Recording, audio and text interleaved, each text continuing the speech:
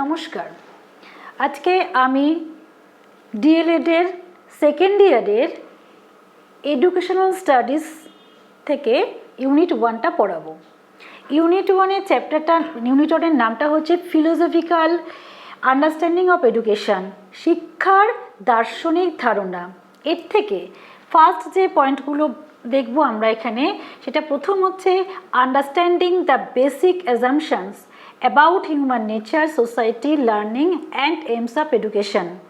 অর্থাৎ মানব প্রকৃতি, সমাজ, শিখন এবং শিক্ষার লক্ষ্যের ক্ষেত্রে মৌলিক ধারণাগুলির বোধ।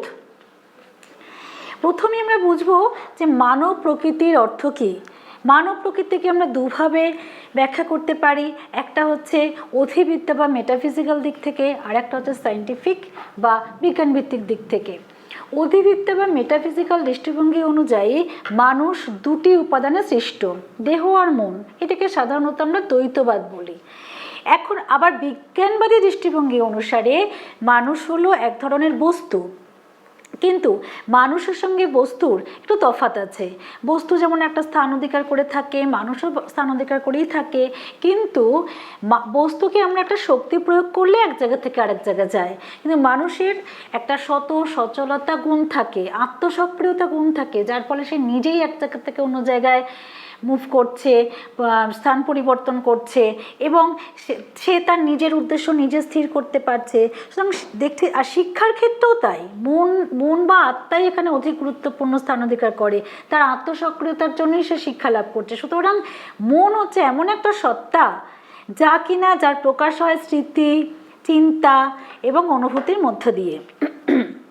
এখন মানব প্রকৃতির এই দ্বৈতবাদের কারণে দুই ধরনের শিক্ষা মনোবিদ্যার কথা বলা হয়। প্রথম আমরা দেখি দ্বৈতবাদের কথা। সেখানে কি বলা হচ্ছে, প্রথমত মানসিক প্রক্রিয়াগুলির একটা যুক্তিপূর্ণ ব্যাখ্যা দরকার।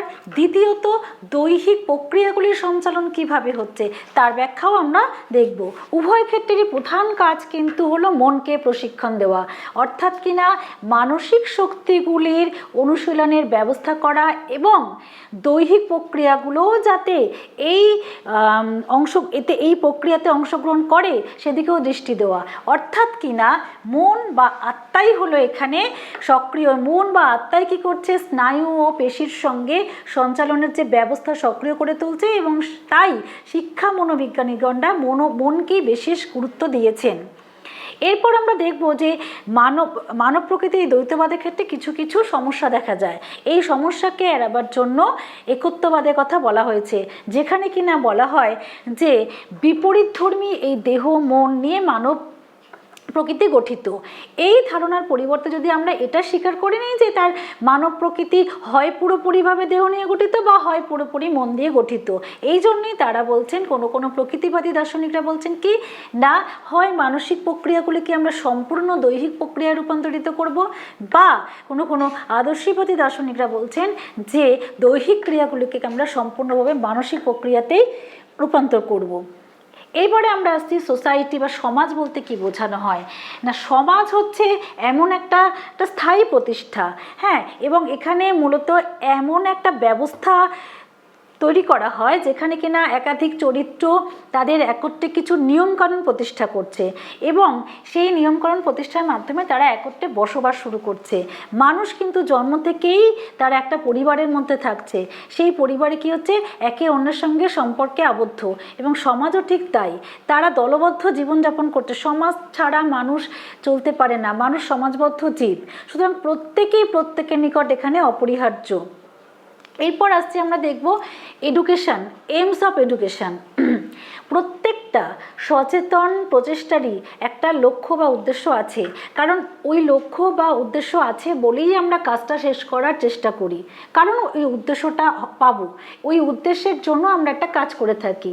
এই কাজটা করার ফলে আমার এই ফল লাভ হবে, এটা আমরা ভাবি যে এই কাজটা করছি, আমরা সর্বান্তকরণে করার চেষ্টা করছি কারণ আমি ফলটা লাভ করব।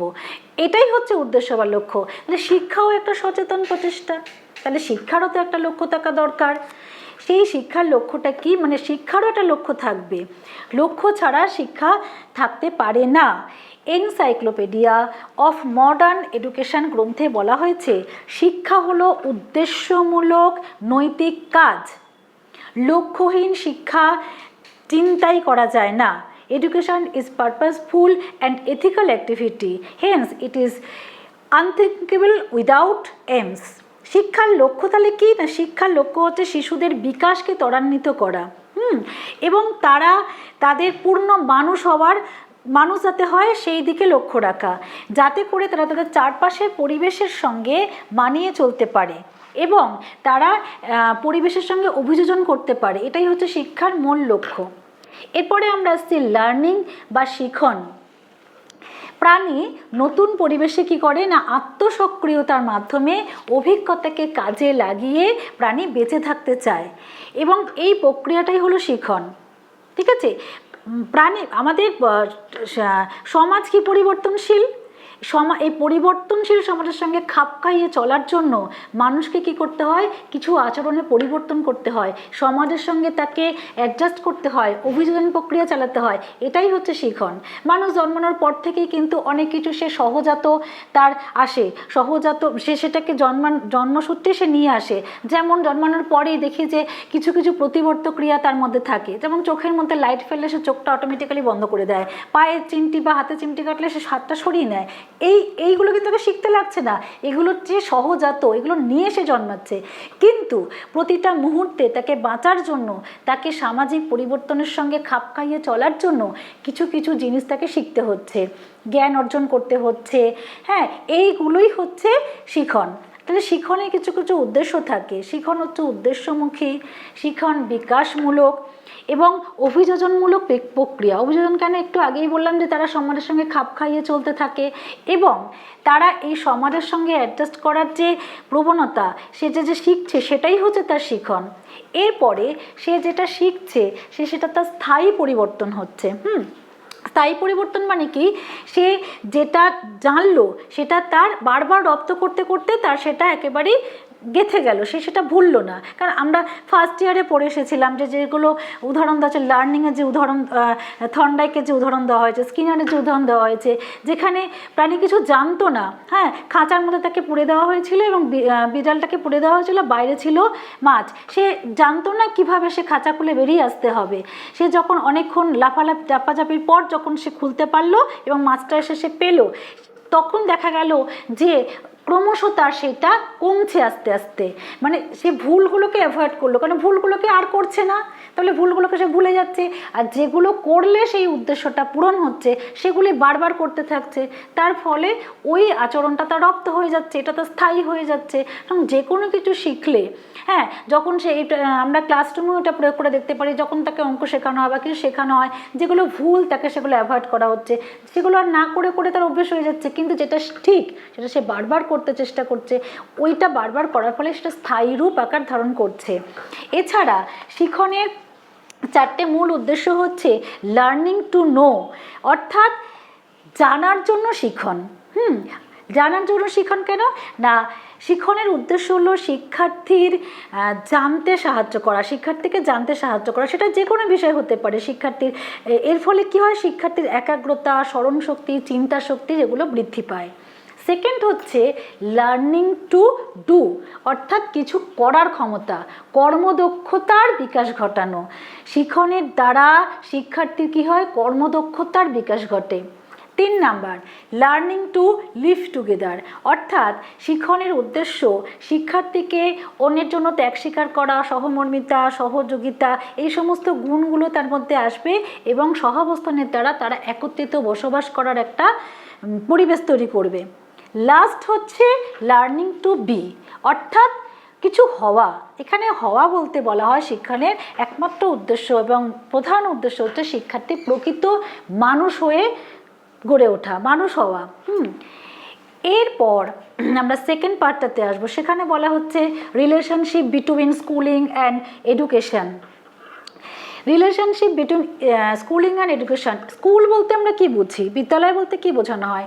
বিদ্যালয় সাধারণ অর্থে আমরা বুঝি যে 4 দেওয়ালের দ্বারা আবদ্ধ একটা স্থান, যার মাধ্যমে শিক্ষাদান করা হয় শিক্ষার্থীকে এবং সেখানে কিছু শিক্ষা উপকরণ থাকে।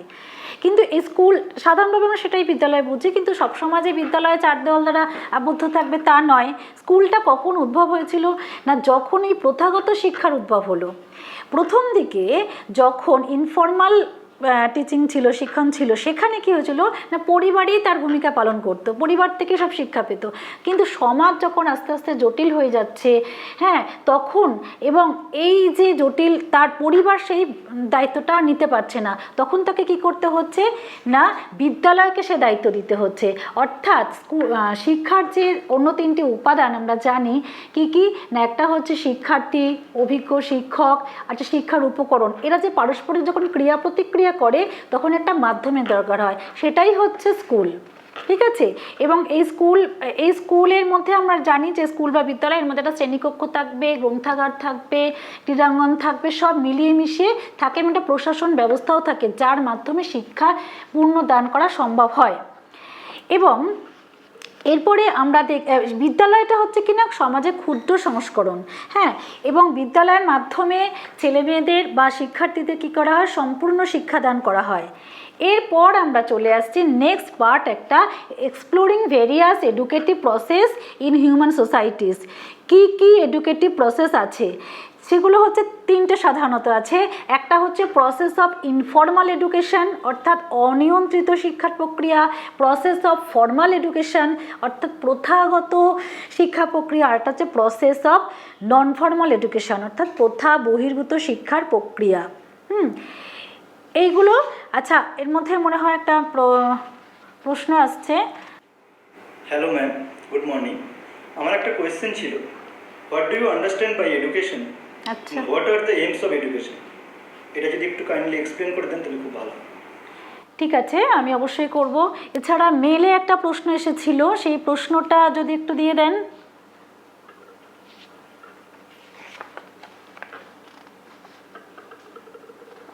এখানে প্রশ্ন আছে, হ্যাঁ, is there any relationship between education and society, education and political context, and education and cultural context of a nation, and is there any relationship between education and schooling? ঠিক আছে, আমি এগুলো অবশ্যই অ্যানালিসিস করার চেষ্টা করছি। প্রথম প্রশ্নটা ছিল যে what do you understand by education এবং what are the aims of education. তা প্রথম যে প্রশ্ন হচ্ছে এডুকেশন বলতে বা শিক্ষা বলতে আমরা কি বুঝি। সাধারণ অর্থে শিক্ষা বলতে আমরা বুঝি যে মোটামুটিভাবে যে কোনো ব্যক্তির যে অন্তর্নিহিত গুণাবলী থাকে সেই গুণাবলীগুলির পূর্ণ বিকাশ, অর্থাৎ কিনা জ্ঞান বা দক্ষতা অর্জন করাই হচ্ছে শিক্ষা। তবে শিক্ষাটা হচ্ছে কিনা ব্যক্তির যে সুপ্ত সম্ভাবনা থাকে সেই সম্ভাবনার পরিপূর্ণ বিকাশের একটা অব্যাহত অনুশীলন, এটা হচ্ছে শিক্ষা। তা আমরা শিক্ষা ব্যাপারটা একটু করে ডিটেলসে দেখার চেষ্টা করি। প্রথমে দেখি যে শিক্ষা শব্দটির অর্থ কী। শিক্ষা শব্দটির বাংলা শিক্ষা শব্দটির অর্থ হচ্ছে, বাংলা শব্দটি শিক্ষা,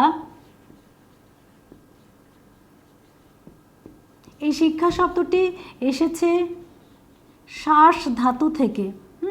এই শ্বাস ধাতুর অর্থ হচ্ছে কি না অনুশাসন করা বা উপদেশ দেওয়া, অর্থাৎ কি না না উপদেশ দিচ্ছে বা কিছু অনুশাসন করছে সেই অর্থে ব্যবহৃত হয়। ইংরেজি প্রতিশব্দ এডুকেশন,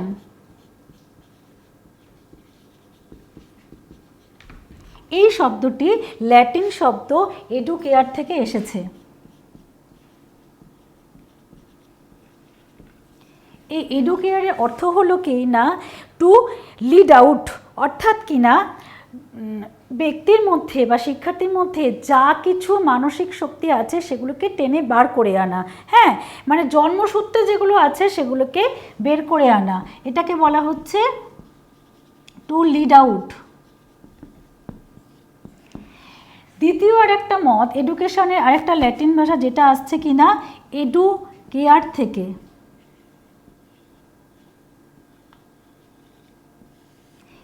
এটার অর্থ হচ্ছে টু ব্রিং আপ।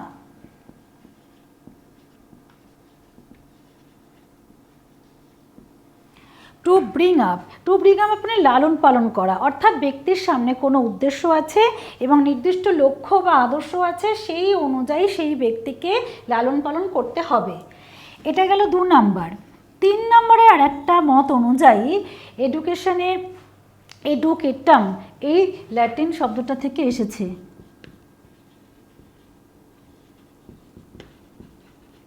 এডুকেটাম এর অর্থ হচ্ছে কি না দ্য অ্যাক্ট অফ ট্রেনিং।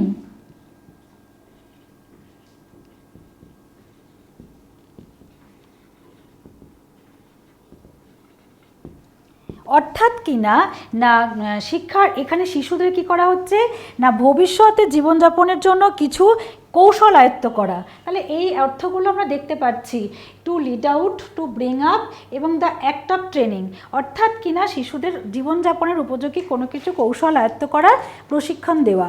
এই সমস্ত অর্থগুলো ভাবার পরে আমরা দেখতে পারি শিক্ষা বলতে তাহলে কী বোঝানো হয়েছে না শিক্ষা হচ্ছে প্রাচীন। তাহলে আমরা এই অর্থগুলোকে যদি ব্যাখ্যা করি দেখবে যে শিক্ষা নানা রকমের অর্থ হয়েছে। প্রাচীনকাল থেকে যদি আমরা শুরু করি, প্রাচীনকালে ছেলেমেয়েরা বিদ্যালয় থেকে নানা রকমের দক্ষতা অর্জন করেছে, যেমন বিদ্যালয় থেকে শাসকত্ব, তারপর পৌরোহিত্য, এইসব বিষয়ে তারা পারদর্শী ছিল। এছাড়া শিক্ষা হচ্ছে একটা শেখার প্রক্রিয়া, জ্ঞান অর্জনও বলতে পারি, ঠিক আছে। সেখানে তার মূল্যবোধ, বিশ্বাস, এইসব অভ্যাসের প্রক্রিয়া। আমরা একটু প্রাচীন ভারতের দিকে দৃষ্টি দিলেই এগুলো আমরা বুঝতে পারবো। সেখানে উপনিষদে বলা হয়েছে যে শিক্ষা মানুষকে সংস্কার মুক্ত করে তোলে। শিক্ষা মানুষকে সংস্কার মুক্ত করে তোলে। শঙ্করাচার্যের মতে আত্মজ্ঞান লাভই হচ্ছে শিক্ষা। আধুনিক ভারতীয়, প্রাচীন থেকে যদি আমরা একটু আরও এতে চলে আসি সামনের দিকে, যে আধুনিক ভারতীয় শিক্ষাবিদদের মতে, যেমন রবীন্দ্রনাথ ঠাকুর বলেছেন, তাকেই বলি শ্রেষ্ঠ শিক্ষা যা কেবল তথ্য পরিবেশন করে না, যা বিশ্ব সত্তার সঙ্গে সামঞ্জস্য রেখে আমাদের গড়ে তোলে। গান্ধীজির মতে শিক্ষা হলো ব্যক্তির দেহ, মন ও আত্মার সুষম বিকাশের প্রয়াস। বিবেকানন্দ বলেছেন যে মানুষের অন্তর্নিহিত সত্তার পরিপূর্ণ বিকাশই হলো শিক্ষা। তাহলে দেখা যাচ্ছে শিক্ষার নানাবিধ অর্থ আছে। তারপরে আমরা একটু পাশ্চাত্য শিক্ষাবিদদের কথা যদি ভাবি, অ্যারিস্টটল বলেছেন যে শিক্ষার্থীদের দেহ মনের বিকাশ সাধন ও তার মাধ্যমে জীবনের মাধুর্য সত্য উপলব্ধি করাই হচ্ছে শিক্ষা। প্লেটো বলেছেন যে শিক্ষা হলো শিশুর নিজস্ব ক্ষমতা অনুযায়ী দেহ ও মনের সার্বিক বিকাশের সহায়ক প্রক্রিয়া। ফ্রয়েবেল বলেছেন শিক্ষা হলো অন্তর্নিহিত সুপ্ত সম্ভাবনার উন্মেষ সাধন। তাহলে এই সমস্ত শিক্ষাবিদদের এই সমস্ত শিক্ষা উক্তিগুলো সম্পর্কে যদি আমরা একটু ভেবে দেখি, শিক্ষার কিন্তু অনেকগুলো অর্থ আছে। মোটামুটি আমরা তাহলে শিক্ষার একটা দুরকমের অর্থ আমরা এখানে দাঁড় করাতে পারি। একটা হচ্ছে সংকীর্ণ দিক, একটা হচ্ছে ব্যাপক দিক। সংকীর্ণ দিকে শিক্ষা বলতে কী বোঝানো হয় না, সেখানে একটা প্রতিষ্ঠানের মাধ্যমে নির্দিষ্ট পাঠ্যক্রম দ্বারা অভিজ্ঞ শিক্ষিত ব্যক্তিদের দিয়ে পাঠ্যক্রমের বিষয়গুলোকে শিক্ষার্থীর সামনে তুলে ধরা বা শিক্ষার্থীর মধ্যে সঞ্চালন ঘটানো, এটা হচ্ছে কি না সংকীর্ণ অর্থে শিক্ষা। এখানে শুধুমাত্র শিক্ষা অর্জন করা হয়, ব্যক্তি শিক্ষা অর্জন করে ডিগ্রি অর্জন করার জন্য বা তার জীবিকা অর্জনের জন্য, এবং এটা কি কেবলমাত্র পুঁথি নির্ভর আমরা বলি বা বিদ্যালয় কেন্দ্রিক বলি। অন্যদিকে শিক্ষার একটা ব্যাপক অর্থ আছে, সেটা কি না শিক্ষার্থীর অন্তর্নিহিত সুপ্ত সম্ভাবনার বিকাশ সাধন করা। অর্থাৎ এই অর্থে শিক্ষা হলো জীবনব্যাপী শিক্ষা, সারা জীবন ধরে, মানে জীবনব্যাপী শিক্ষা, এটা ক্রমবিকাশ প্রক্রিয়া। এই শিক্ষার শিশুর জন্মগত সামর্থ্য যা যা তার অন্তর্নিহিত থাকে, সুপ্ত অবস্থা থাকে, সেগুলোকে বিকাশ করা এবং তার অন্তর্নিহিত সম্ভাবনা ও স্বতঃস্ফূর্ত চিন্তাশক্তি ক্রমবিকাশে সাহায্য করে। শিক্ষার্থীদের চাহিদা ও প্রবণতা অনুযায়ী এটা হয়ে থাকে। সুতরাং বিকাশের আচরণগত পরিবর্তন, মূল্যবোধের বিকাশ সে সাহায্য করে হচ্ছে শিক্ষা। এর পরের প্রশ্ন আমরা আসব, এইমস অফ এডুকেশন, শিক্ষার লক্ষ্য। আচ্ছা, আমরা যখন পড়ছিলাম যে এইমস অফ এডুকেশন, আমরা জানলাম যে কোনো কিছুর একটা, যখন আমরা যে কোনো কাজ যখন সুষ্ঠুভাবে পালন করতে চেষ্টা করি তখন তার একটা যে কোনো একটা উদ্দেশ্য থাকবেই। সচেতন উদ্দেশ্য থাকা অবশ্যই দরকার, তাই না? এবার আমরা যে কোনো কাজ সর্বান্তকরণে করার চেষ্টা করি কারণ তার একটা ভালো ফল লাভের জন্য, এবং ওই ফলটাই হচ্ছে উদ্দেশ্য।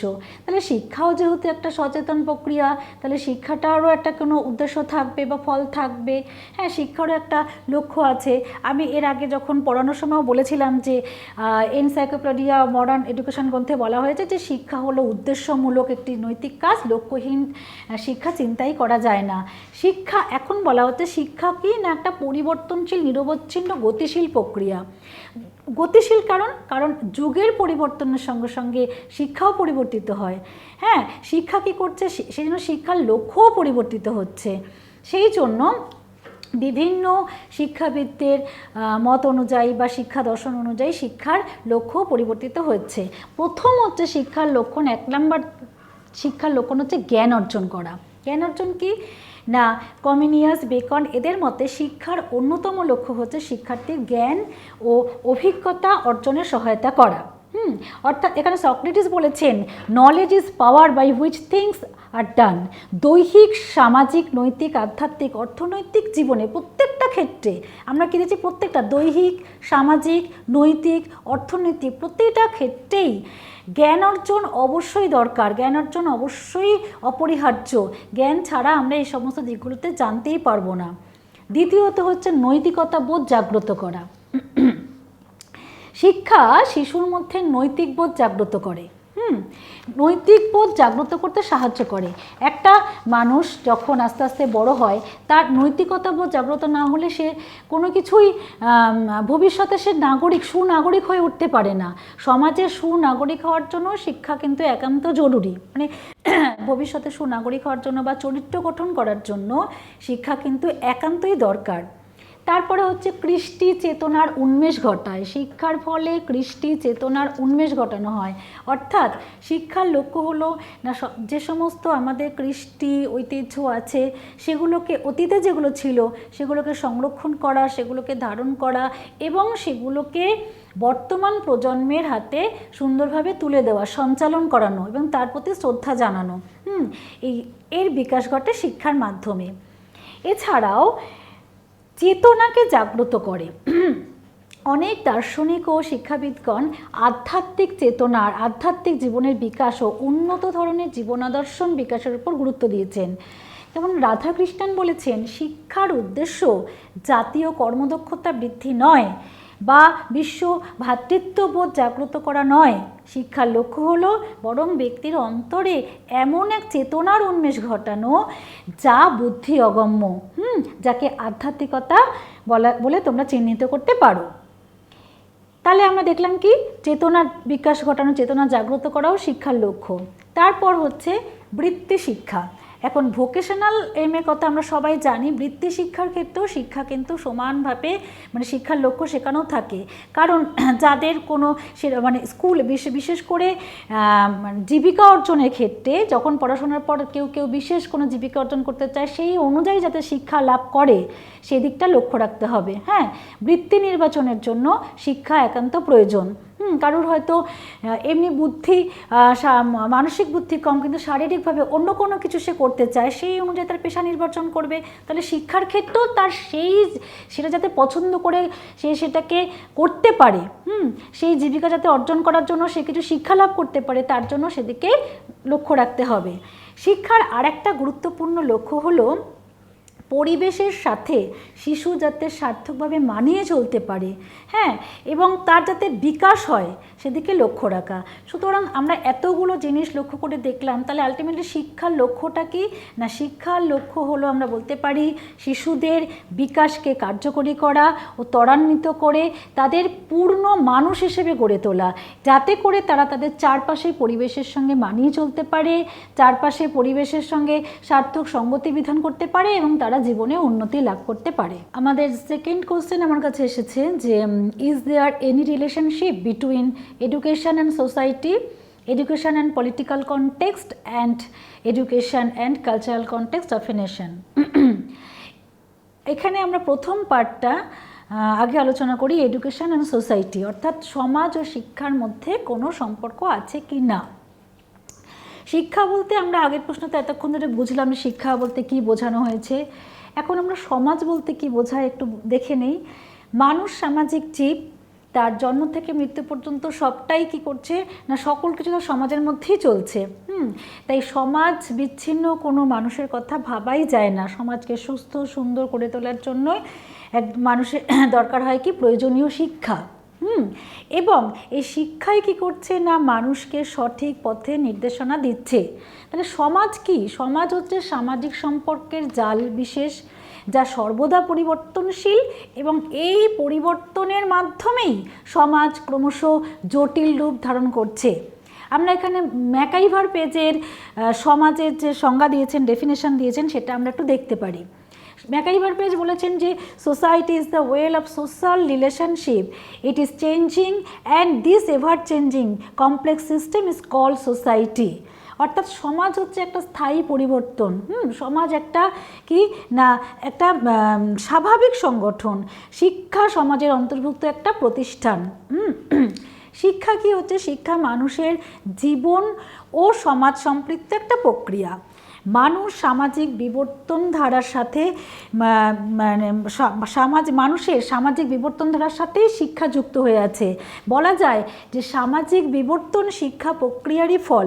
আবার এও বলা যায় যে শিক্ষার গতি প্রকৃতি কি হচ্ছে না, সামাজিক বিবর্তনের রূপ।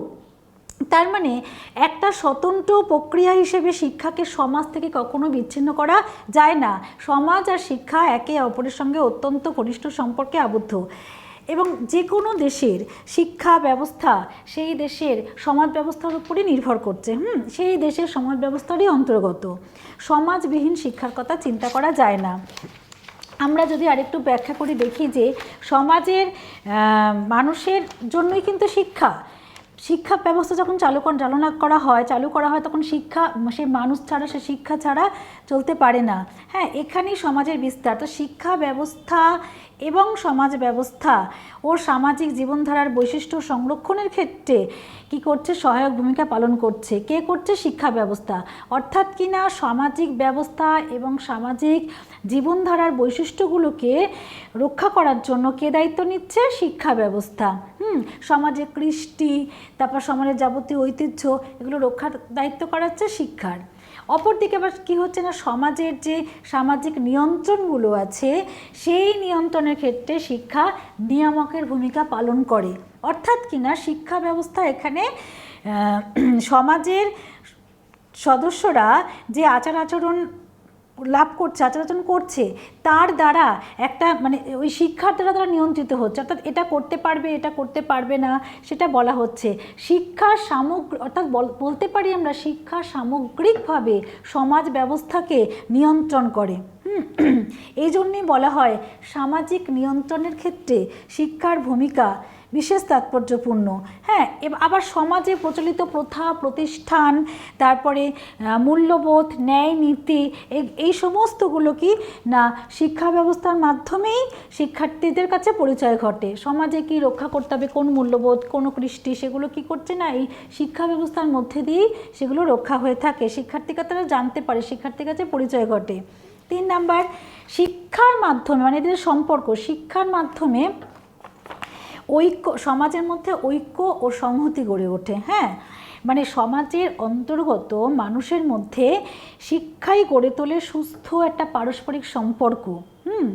আবার সুষ্ঠু শিক্ষা ব্যবস্থার কল্যাণেই সমাজের বৃহত্তর স্বার্থ ও নাগরিকদের অধিকারও বজায় থাকে, সমাজের সম্প্রীতি বজায় থাকে।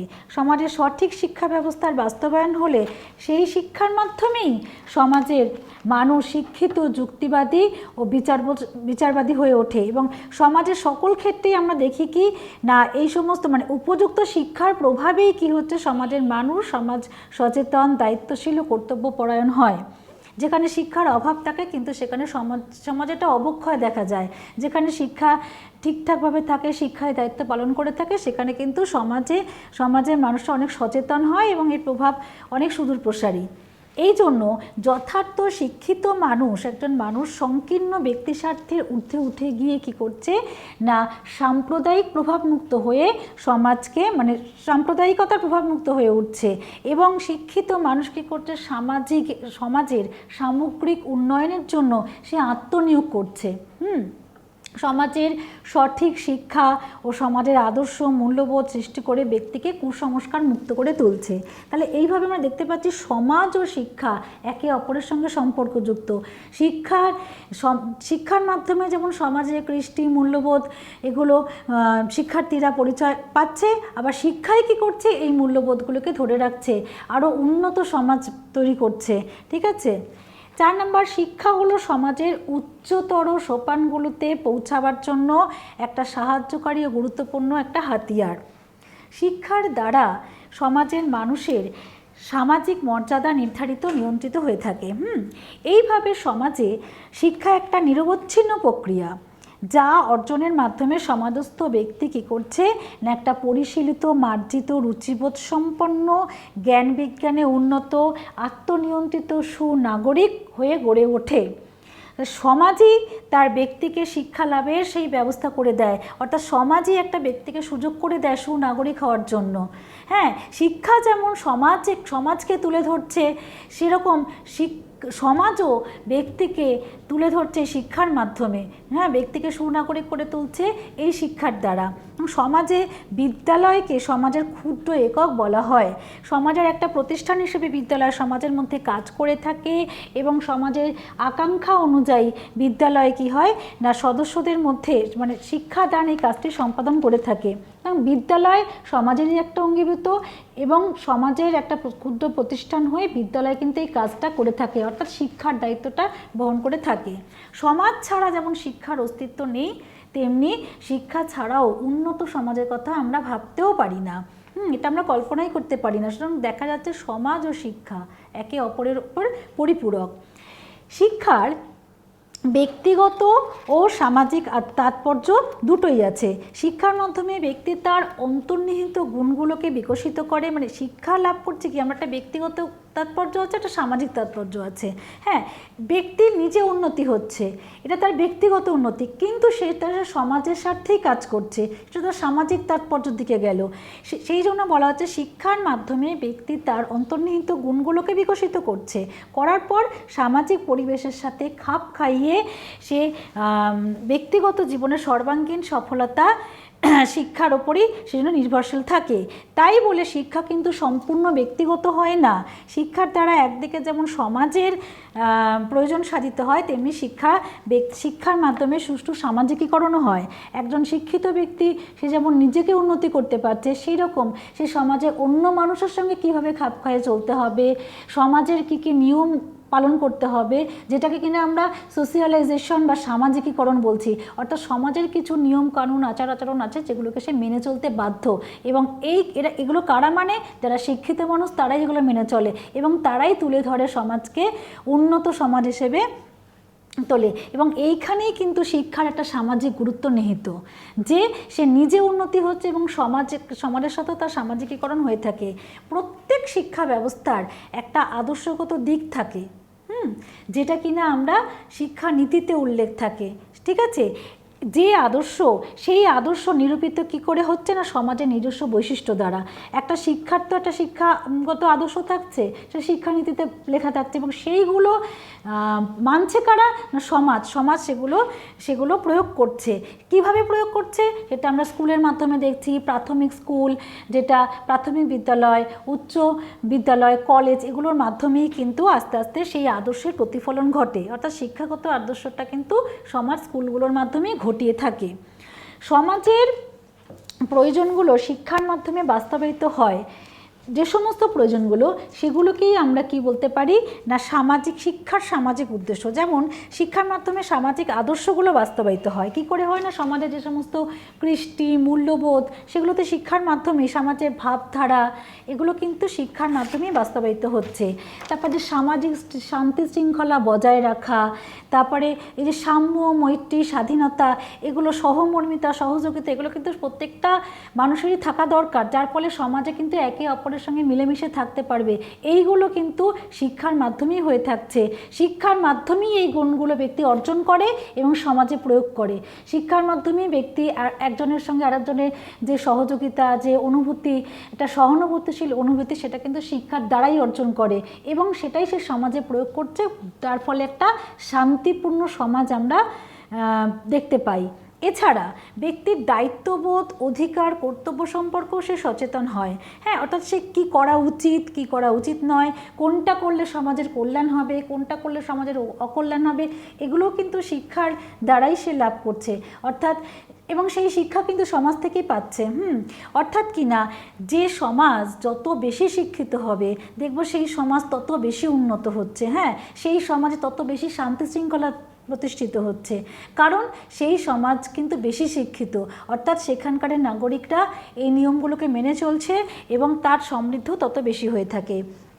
সিমিলারলি আমরা রাষ্ট্র গঠনের ক্ষেত্রেও সেটাই বলতে পারি। এবং রাষ্ট্র গঠনের ক্ষেত্রে সমাজ নিয়েই তো আস্তে আস্তে রাষ্ট্র গঠন তৈরি করছে, এই নাগরিকরাই তো রাষ্ট্র গঠন করছে। তাহলে দেখা যাচ্ছে রাষ্ট্র গঠনের ক্ষেত্রে সুনাগরিক হিসেবে ব্যক্তিকে গড়ে তোলার ক্ষেত্রেও সমাজের একই রকমই গুরুত্ব আছে এবং সেখানে এই শিক্ষার মধ্যে দিয়েই কিন্তু একজন মানুষ সুনাগরিক হিসেবে গড়ে উঠতে পারে এবং পরবর্তীকালে সে রাষ্ট্র গঠনেরও সহায়ক হতে পারে। এবং সেক্ষেত্রে কী করব, আমরা দেখব সমাজটাও একদম নিরাপদ হয়ে রয়েছে। এছাড়া লাস্ট হচ্ছে নৈতিক অবক্ষয়। নৈতিক অবক্ষয় কিন্তু সামাজিক অবক্ষয় ডেকে আনে। সুতরাং আর কীভাবে ডেকে আনে না, আর এই নৈতিক অবক্ষয়কে রোধ করছে কে? শিক্ষা। শিক্ষাই কী করছে না, নৈতিক মূল্যবোধ মানুষের মধ্যে জাগিয়ে তুলছে, যার ফলে একটা সমাজ সেই অবক্ষয় থেকে রক্ষা পাচ্ছে। তো নৈতিক মূল্যবোধই ব্যক্তির মধ্যে জাগিয়ে তুলতে হবে এবং সেটা শিক্ষার মাধ্যমেই সম্ভব হচ্ছে। এবং সেইভাবে নৈতিকতা প্রতিষ্ঠা পেলে সেখানে সমাজও রক্ষা পাবে এবং সামাজিক অবক্ষয়বোধও রক্ষা হবে। হ্যাঁ, এবং দেখা যাচ্ছে শিক্ষা আর সমাজের মধ্যে একটা ওতপ্রোত সম্পর্ক আছে। আচ্ছা, এরপর আমরা দেখব রিলেশন বিটুইন কালচার এবং এডুকেশন। এডুকেশন এবং কালচারের মধ্যে কি সম্পর্ক, শিক্ষা ও সংস্কৃতির মধ্যে কি সম্পর্ক, শিক্ষা ও সংস্কৃতি। আচ্ছা, শিক্ষা বলতে তো কি আমরা বুঝলাম, এবং সংস্কৃতি আমরা আগে জেনেছি। সংস্কৃতি বলতে কি বোঝায়?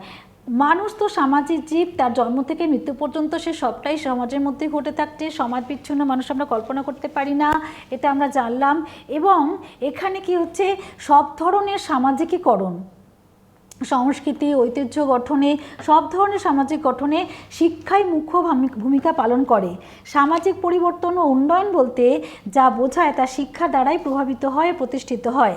শিক্ষা ও সংস্কৃতি একটা এদের নিবিড় সম্পর্ক আছে। কীরকম সম্পর্ক না, সংস্কৃতির ধারক ও বাহক হলো শিক্ষা। সমাজের যে সংস্কৃতি, কৃষ্টি, ঐতিহ্য সেগুলোকে বহন করছে কে? শিক্ষা। এবং সেগুলোকে রক্ষা করছে কে? শিক্ষা। সেগুলো পরবর্তী প্রজন্মকে সঞ্চালন করছে কে? পৌঁছে দিচ্ছে কে? শিক্ষার মধ্য দিয়ে। সুতরাং নিজস্ব সংস্কৃতির গঠন, উন্নয়ন, পূর্ণাঙ্গতা প্রদান এবং প্রকাশ সাধন সবটাই শিক্ষার কাজ।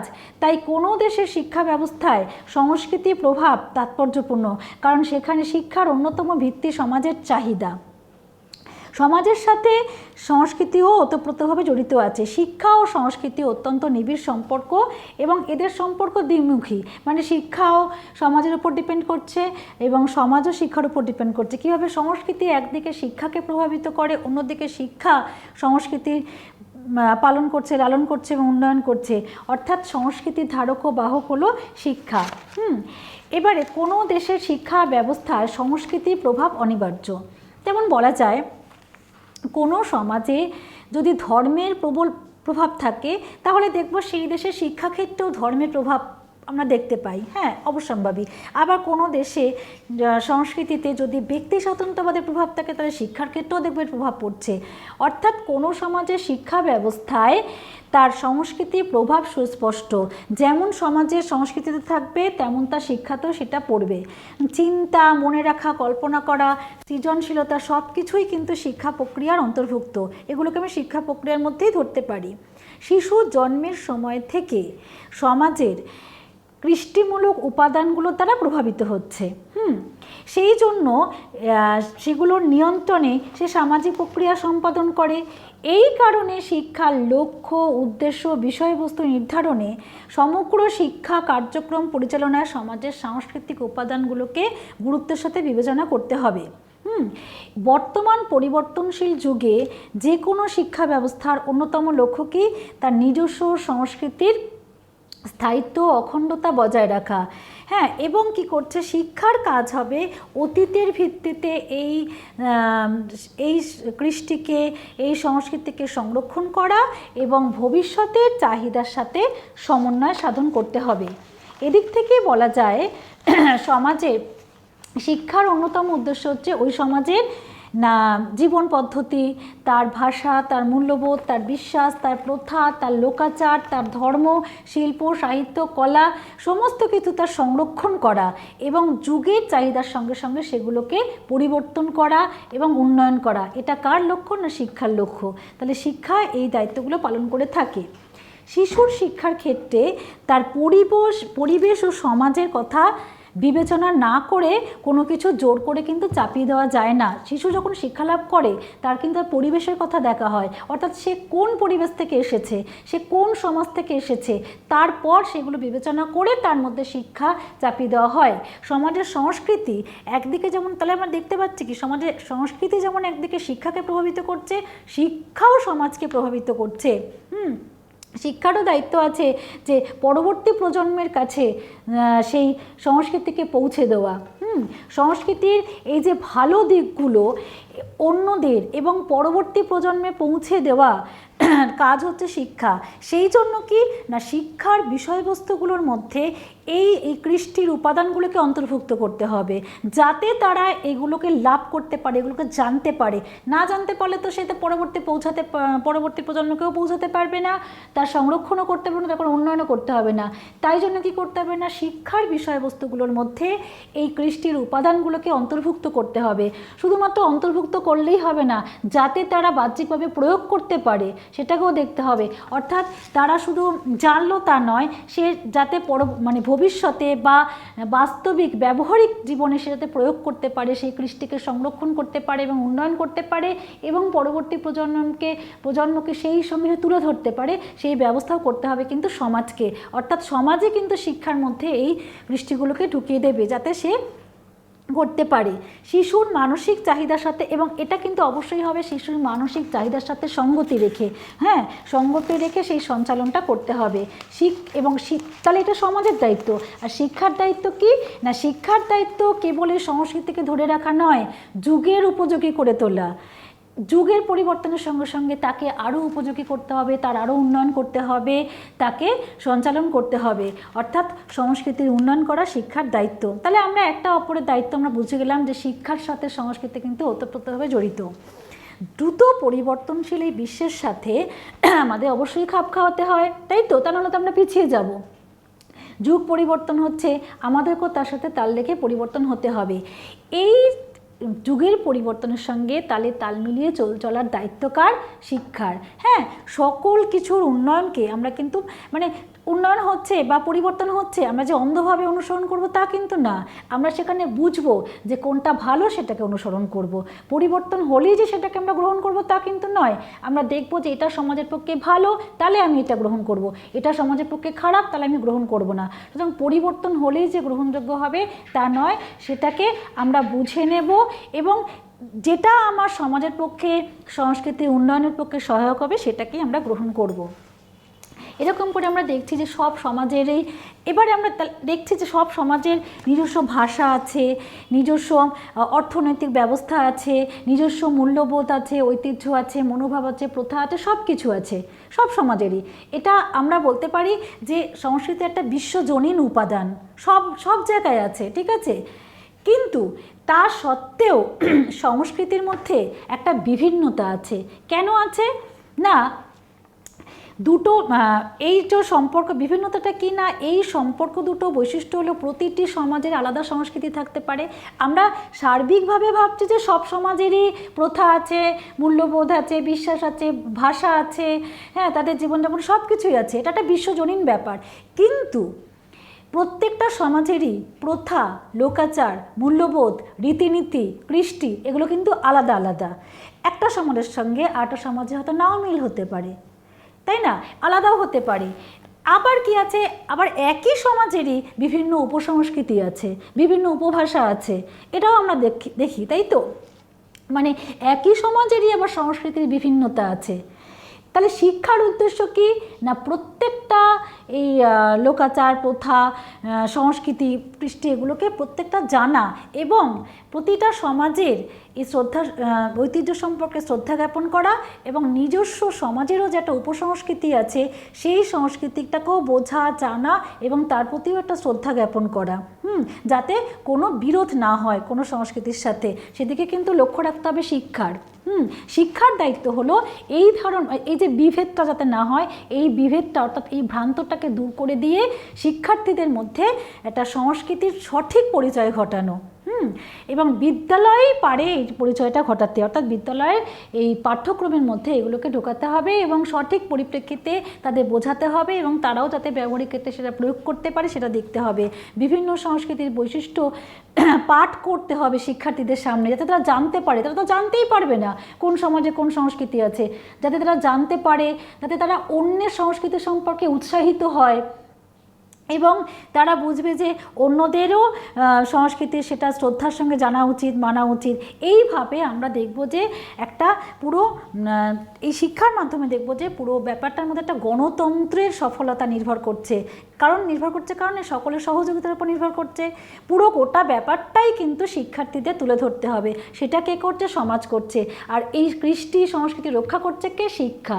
দেখছি যে সমাজের কৃষ্টির সাথে শিক্ষার কিন্তু সত্যি একটা ওতপ্রোতভাবে সম্পর্ক জড়িয়ে আছে। নেক্সট প্রশ্ন এসেছে, education and political context of a nation, এদের মধ্যে কোনো রিলেশনশিপ আছে কি না? Is there any relationship between education and political context of a nation?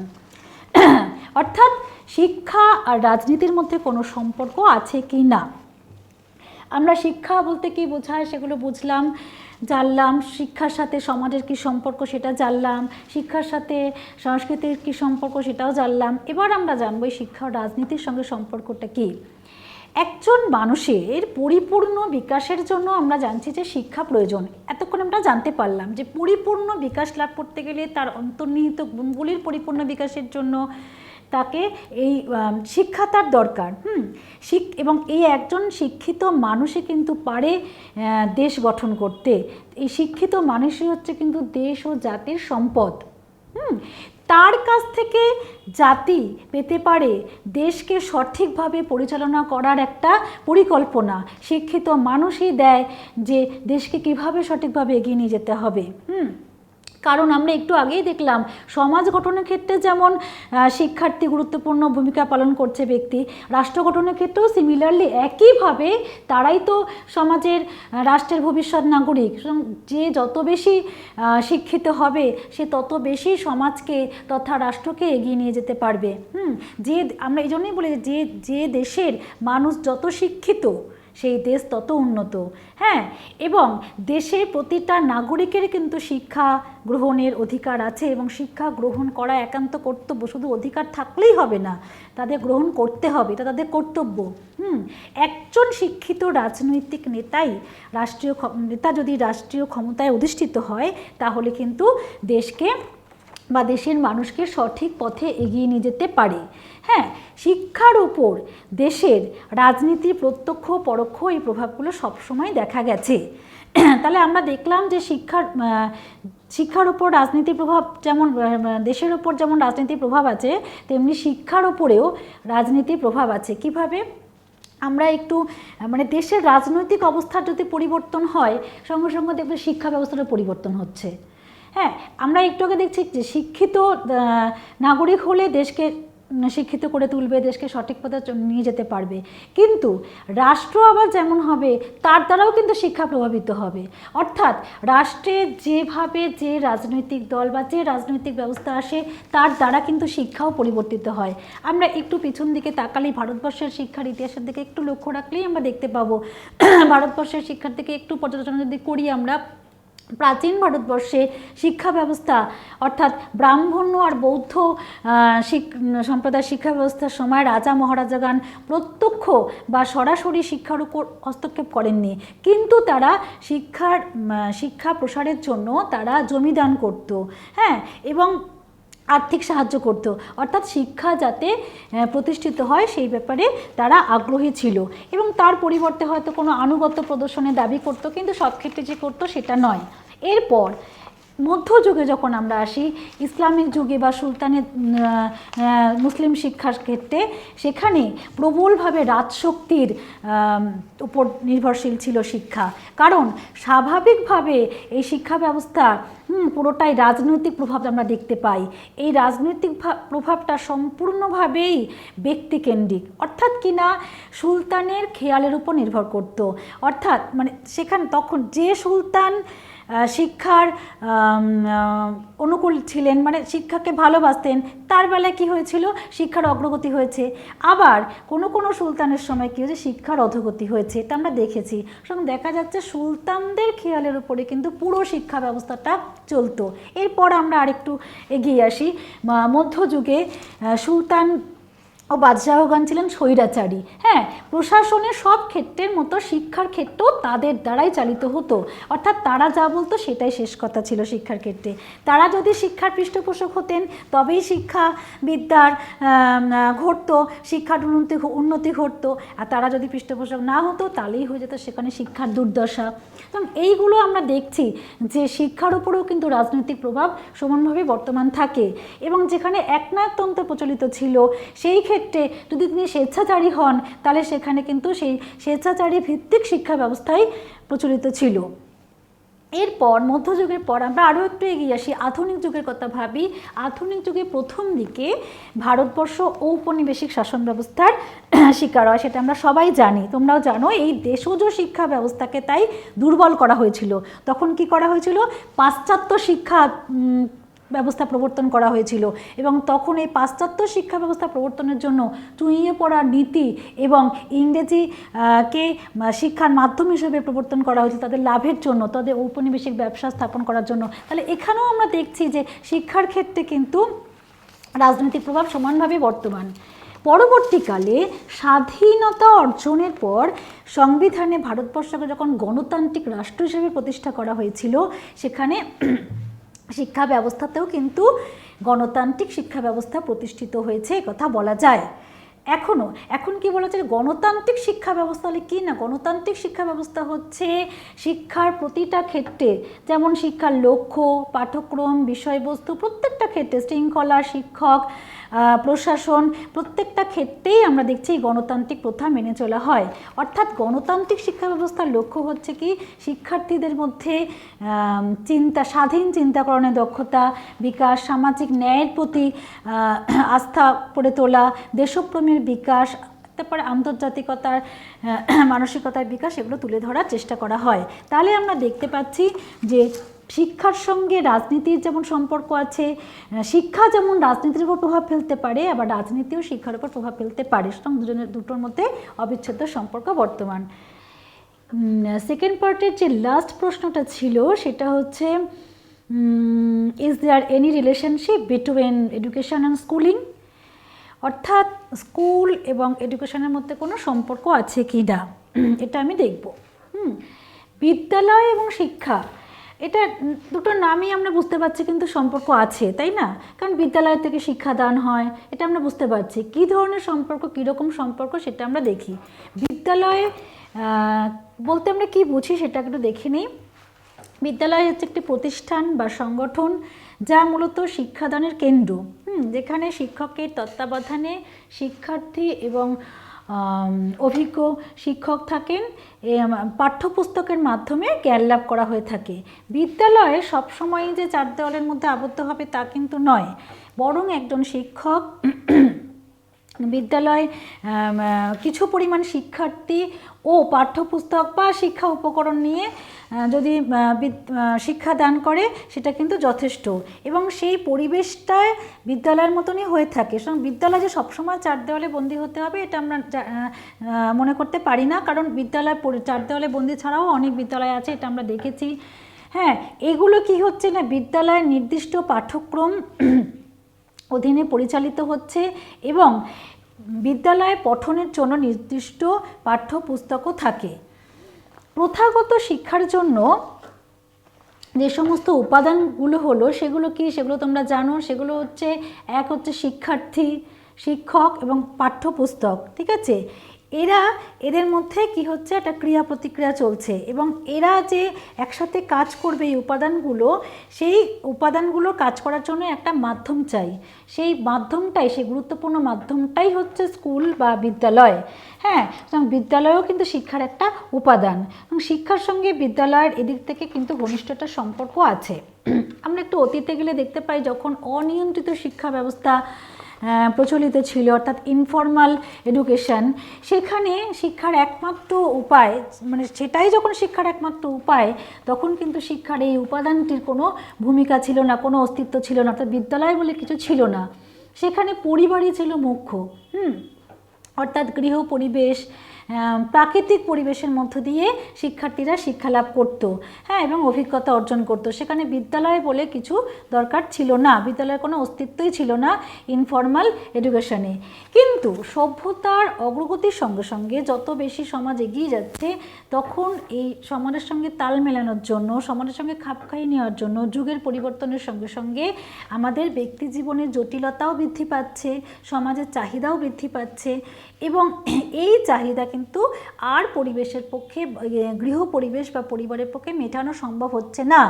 হ্যাঁ, কারণ শিক্ষা ক্রমশ জটিল হয়ে যাচ্ছে, তখন কিন্তু পরিবারের পক্ষে এটা মেটানো সম্ভব হচ্ছে না, কারণ পরিবারের সবাই তো সাক্ষর নাও হতে পারে। আমরা এমন অনেক পরিবার দেখেছি যেখানে সবাই নিরক্ষর, সেখানে শিশু কী করে শিক্ষা পাবে?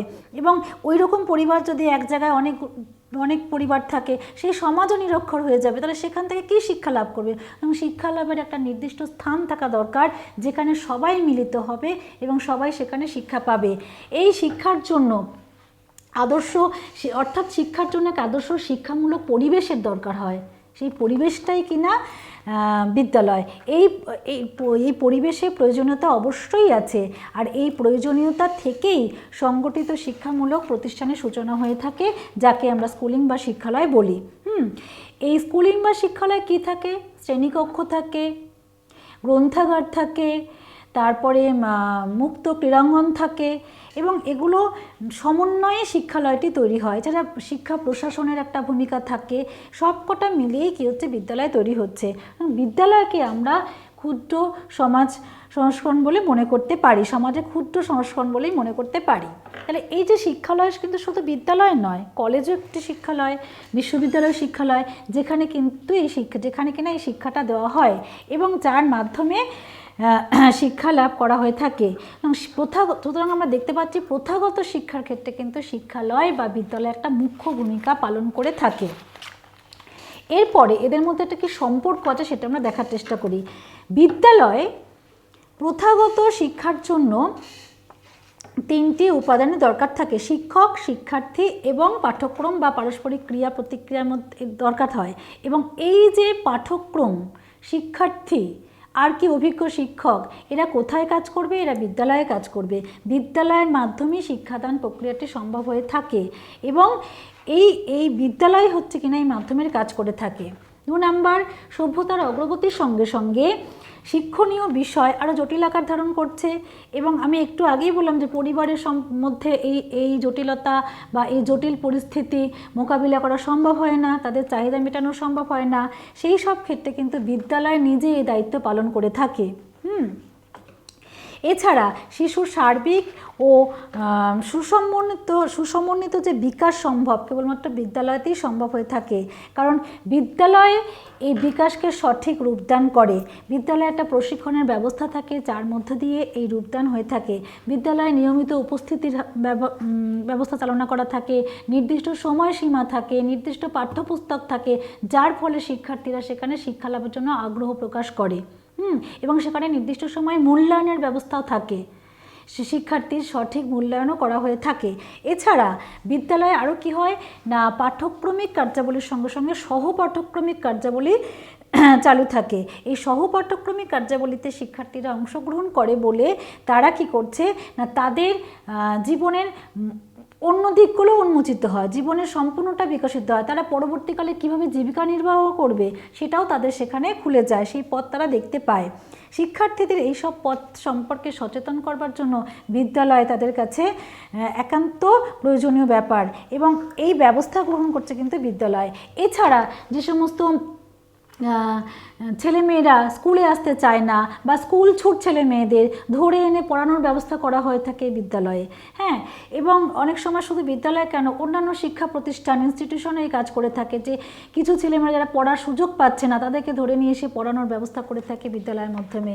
হ্যাঁ, অর্থাৎ যে সমস্ত শিশুরা পিছিয়ে থাকে তাদের শিক্ষার সুযোগ করে দেয় এই বিদ্যালয়। সুতরাং দেখা যাচ্ছে প্রথাগত শিক্ষার ক্ষেত্রে বিদ্যালয় ও শিক্ষার মধ্যে অবশ্যই একটা অঙ্গাঙ্গী সম্পর্ক বিদ্যমান।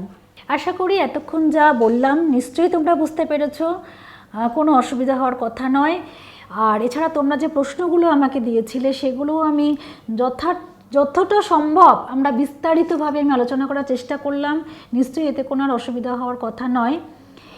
এবারে আমি কিছু তোমাদের প্রশ্ন দেব, সেই প্রশ্নগুলো প্লিজ তোমরা লিখে নাও এবং এগুলো তোমরা অ্যাসাইনমেন্টের আকারে জমা করে দিও। ফার্স্ট প্রশ্ন, 1 নাম্বার, অনিয়ন্ত্রিত শিক্ষার প্রক্রিয়া বলতে কি বোঝো? অনিয়ন্ত্রিত শিক্ষার প্রক্রিয়া বলতে কি বোঝো? 2 নাম্বার, এই অনিয়ন্ত্রিত শিক্ষার ক্ষেত্রে পরিবার কি ভূমিকা পালন করে? অনিয়ন্ত্রিত শিক্ষার ক্ষেত্রে পরিবার কি ভূমিকা পালন করে? 3 নাম্বার, নিয়ন্ত্রিত শিক্ষার প্রক্রিয়া কাকে বলে?